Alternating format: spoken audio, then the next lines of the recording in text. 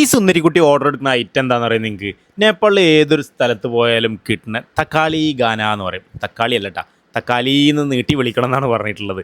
ഇതിലത്തെ ഐറ്റംസുകൾ എന്തൊക്കെയാണെന്നുള്ളത് ഞാൻ പറഞ്ഞുതരാം. നേപ്പാളിൽ പോയി ഒരു ദിവസമെങ്കിലും നിങ്ങൾ തക്കാളി ഗാന ഒന്ന് ട്രൈ ചെയ്യണം. ഇതിൽ മട്ടനിലും വെജിലും ചിക്കനിലും ഒക്കെ വരുന്നുണ്ട്. നാസർമാഷ് ചിക്കൻ ഓർഡർ ചെയ്തപ്പോൾ ഞാൻ മട്ടനാണ് ഓർഡർ ചെയ്തിട്ടുള്ളത്.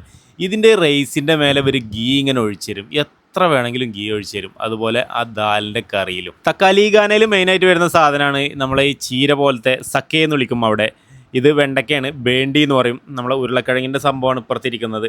അതിന് ആലു അല്ലെങ്കിൽ CB എന്നാണ് പറയുക. പിന്നെ ചട്നി 2 ടൈപ്പുള്ളത്, മുളകുണ്ട് അതുപോലെ ടൊമാറ്റോ ഉണ്ട്. നമ്മളെ തൈരിനെ വിളിക്കുന്നതാണ് ദാ എന്നുള്ളത്.